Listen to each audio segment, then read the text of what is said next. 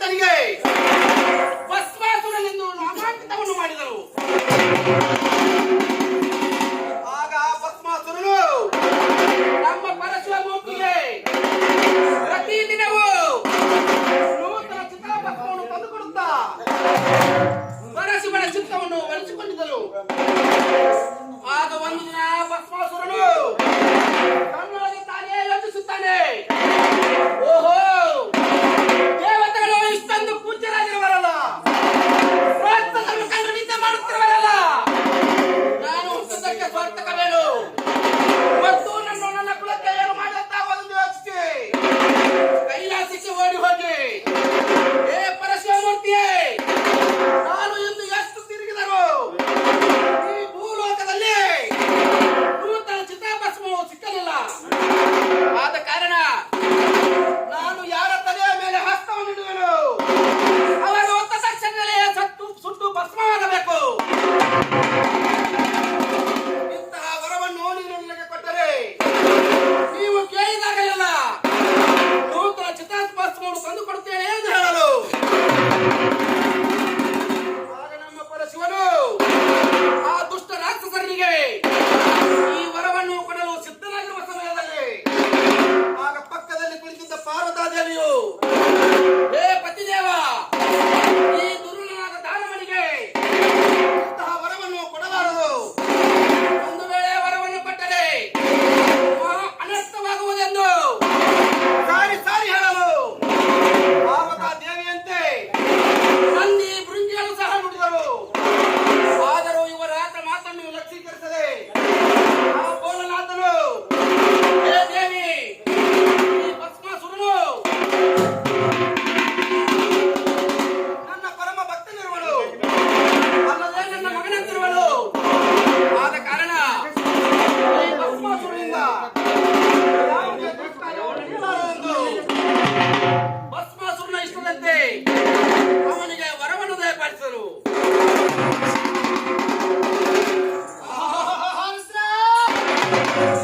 ಅವಾಗ ಭಸ್ಮಾಸುರ ಏನು ಮಾಡಿದ? ಇನ್ನು ಮೇಲೆ ನನ್ನನ್ನು ಸರಿಗಟ್ಟವರು ಯಾರು ಇಲ್ಲ ಎಂದು ತಿಳಿದು ಭಸ್ಮಾಸುರನಿಗೆ ಅಹಂಕಾರ ಹೆಚ್ಚಾಯಿತು. ಪರಮಾತ್ಮ ನನಗೆ ವರವು ಕೊಟ್ಟದ್ದು ಸತ್ಯವು ಎಂದು ಸುಳ್ಳು ಪರೀಕ್ಷೆ ಮಾಡಬೇಕೆಂದು ಹಾದಿಯಲ್ಲಿ ಹಾದು ಹೋಗತಕ್ಕಂತ ಒಬ್ಬ ಪುಟ್ಟ ಬಾಲಕನನ್ನು ಕಂಡು ಆ ಪುಟ್ಟ ಬಾಲಕನ ತಲೆಯ ಮೇಲೆ ಕೈ ಇಟ್ಟಾಕ್ಷಣವೇ ಆ ಬಾಲಕನು ದಗದಗನೆ ಮುರಿದು ಸತ್ತು ಹೋದ. ಹೌದು, ಪರಮಾತ್ಮ ನನಗೆ ಉರಿ ನೇತ್ರ ಕೊಟ್ಟಿರುವುದು ಸತ್ಯವೆಂದು ಮತ್ತೆ ಏನು ಮಾಡಿದ? ಒಬ್ಬ ಓರ್ವ ಜಂಗಮ ಋಷಿಮುನಿಗಳು ಆ ಋಷಿಮುನಿಗಳ ತಲೆಯ ಮೇಲೆ ಕೈ ಇಟ್ಟ. ಆ ಋಷಿಮುನಿಯು ದಗದಗನೆ ಉರಿದು ಸತ್ತು ಹೋದ. ಆ ಭಸ್ಮವನ್ನು ತೆಗೆದುಕೊಂಡು ಹೋಗಿ ಪರಮಾತ್ಮನಿಗೆ ಕೊಟ್ಟಾಗ ಪರಮಾತ್ಮ ನೋಡಿದ, ಓಹೋ, ಇದು ಮಹಾ ಋಷಿಯನ್ನು ನೀನು ಕೊಂದಿರುವೆ, ನಾನು ಈ ಭಸ್ಮವನ್ನು ಹಣಿಗೆ ಹಚ್ಚಿಕೊಳ್ಳುವುದಿಲ್ಲ ಎಂದು ಹೇಳಿದ. ಅವಾಗಿ ಭಸ್ಮಾಸುರನಿಗೆ ಅಹಂಕಾರ ಬಂದಿದೆ. ಓ ಪರಮಾತ್ಮ, ನಾನು ಹೇಳಿದಂತೆ ನೀ ಕೇಳಬೇಕು. ಬೇಕಾದರೆ ಆ ಭಸ್ಮವನ್ನು ಹಚ್ಚಿಕೋ, ಇಲ್ಲವಾದರೆ ಇದೇ ಕೈಯಿಂದ ತಲೆ ಮೇಲೆ ಬರುವುದೆಂದ. ಆಗ ಪರಮಾತ್ಮ ಗದಗದ ನಡಗ ಹತ್ತಿದ.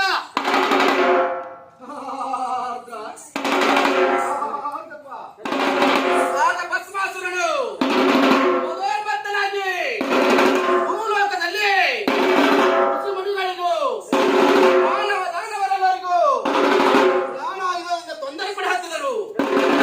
ಅದನ್ನು ಕಂಡು ಆ ತೊಂದರೆಯನ್ನು ಸಹಿಸಲಾರದೆ ಋಷಿಮುನಿಗಳು ಕಿನ್ನರ ಕಿಂಪುರುಷರು ಕೈಲಾಸಪತಿ ಪರಮೇಶ್ವರನಿಗೆ ಹೋಗಿ ಪರಮೇಶ್ವರನಲ್ಲಿ ಭಿನ್ನಯಿಸಿಕೊಳ್ಳಲು, ಹೇ ಶಂಭೋ ಪರಮಾತ್ಮನೇ, ಭೂಲೋಕದಲ್ಲಿ ಭಸ್ಮಾಸುರನು ನಮ್ಮನ್ನು ನಾನಾ ತರ ತೊಂದರೆ ಪಡಿಸುತ್ತಿರುವನು, ನಮ್ಮನ್ನು ಕಾಪಾಡಬೇಕು ದೇವ ಎಂದು ಪಾದಕ್ಕೆರಗುವಷ್ಟರಲ್ಲಿ ಭಸ್ಮಾಸುರನು ಅಲ್ಲಿಗೆ ಬಂದು, ದೇವತೆಗಳೇ,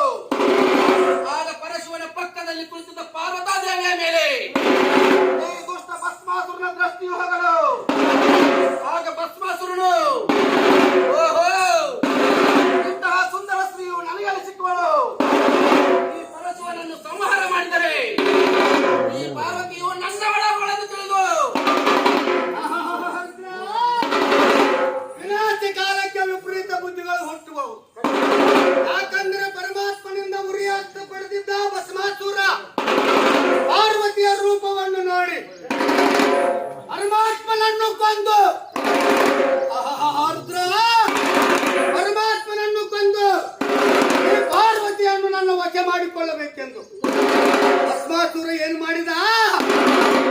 ಪರಮಾತ್ಮನ ತಲೆಯ ಮೇಲೆ ಕೈ ಇಡಲಿಕ್ಕೆ ಹೋದ. ಪರಮಾತ್ಮ ಹೆದರಿ ಗುಡ್ಡ ಬಿದ್ದು ಓಡಿ ಹೋಗಾಡ್ತಿದ.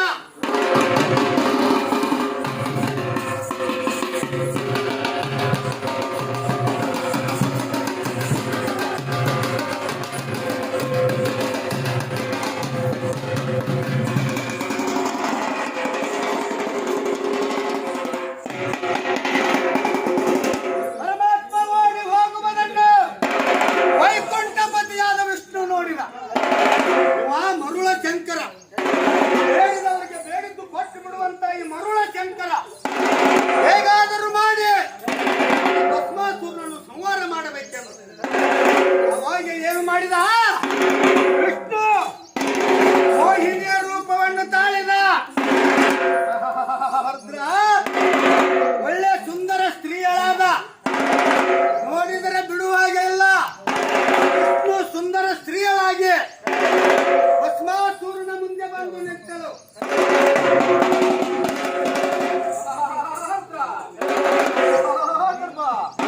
ಭಸ್ಮಾಸುರನಾದರೂ ಸಹ ಈ ಮೋಹಿನಿಯ ರೂಪ ಲಾವಣ್ಯಕ್ಕೆ ಮೋಹಿತನಾಗಿ ಆಗ ನಮ್ಮ ಭಸ್ಮಾಸುರನು "ಎಲ್ಲೋ ಮೋಹಿನಿ, ನೀನು ಬೇಗನೆ ನನ್ನನ್ನು ಹೊಂದಬಾರದೆ.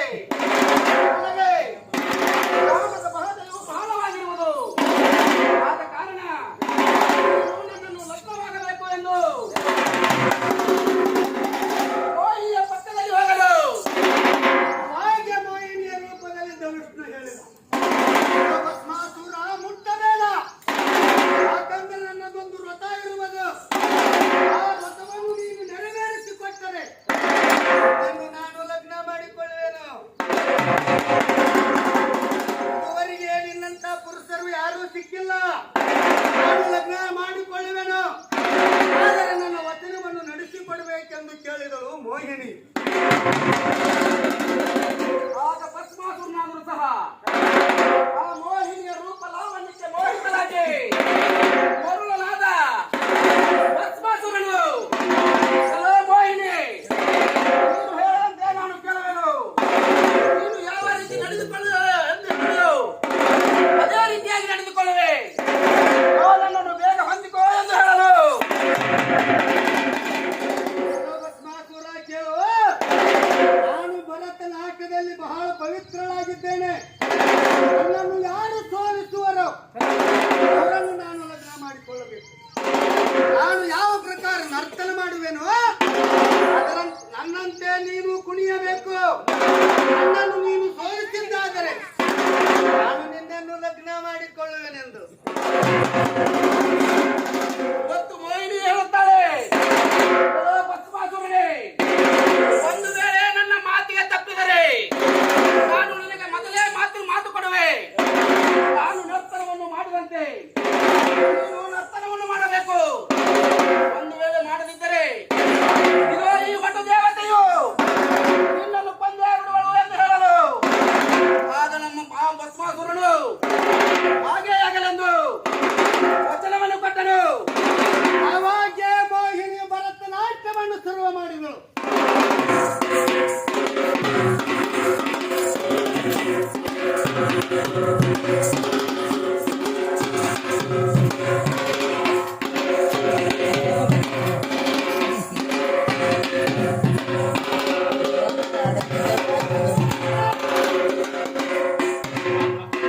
ನನ್ನ ಎರಡು ಕೈಗಳು ನಡುವ ಮೇಲಿರುವವು.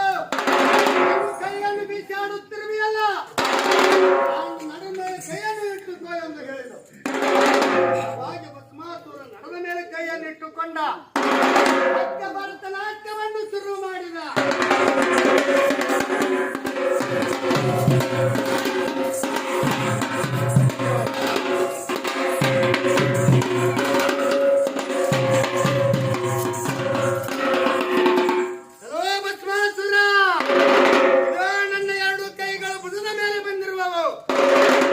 ಭುಜದ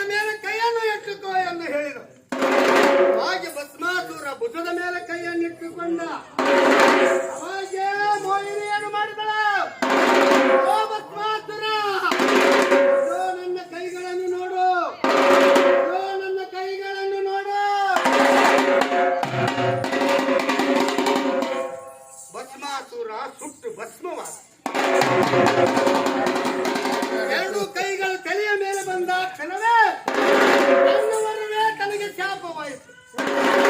ಎರಡು ಕೈ ತಲೆ ಮೇಲೆ ಬಂದಾಗ ಭಸ್ಮಾಸುರ ಸುಟ್ಟು ಭಸ್ಮವ. ಯಾಕಂದ್ರೆ ಇಂತಿಂತ ಭಸ್ಮಾಸುರರಂತವರು ಬಹಳ ಮಂದಿ ಹಿಂದಾಗಿ ಹೋಗಿರುವರು. ರಾವಣ, ಕುಂಭಕರ್ಣ, ಮಹಿಷಾಸುರ, ಭಸ್ಮಾಸುರ, ಕೀರ್ತಕ ಮೊದಲಾದವರು ಇವರು ಪರಸ್ತ್ರೀಯರಿಗೆ ನಾನಾ ವಿಧವಾಗಿ ತ್ರಾಸು ಕೊಡುತ್ತಿದ್ದರು. ಅದಕ್ಕಾಗಿ ಅವರು ಸಂಹಾರ ಮಾಡುವುದಕ್ಕೋಸ್ಕರವಾಗಿ ಆದಿಶಕ್ತಿ ಖಡ್ಗವನ್ನು ಹಿಡಿದು ಆ ದುಷ್ಟರನ್ನು ಸಂಹಾರ ಮಾಡಿ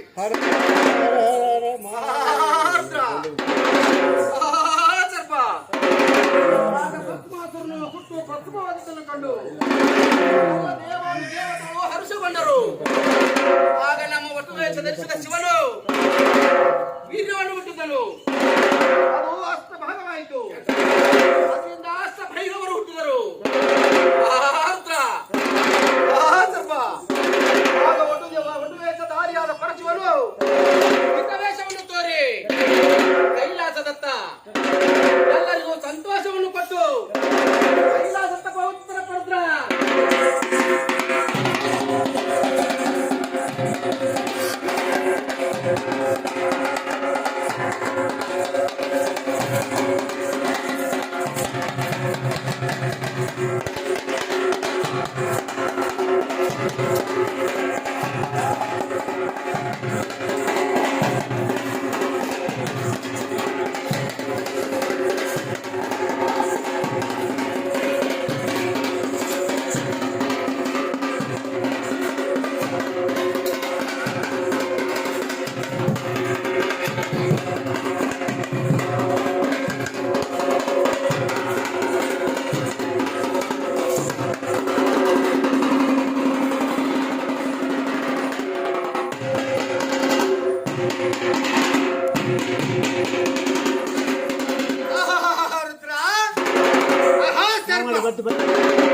ದಾನದಲ್ಲಿ ಶ್ರೇಷ್ಠವಾದ ವಿಷಯವನ್ನು ತಿಳಿಸಿಕೊಟ್ಟಿರುವೆವು.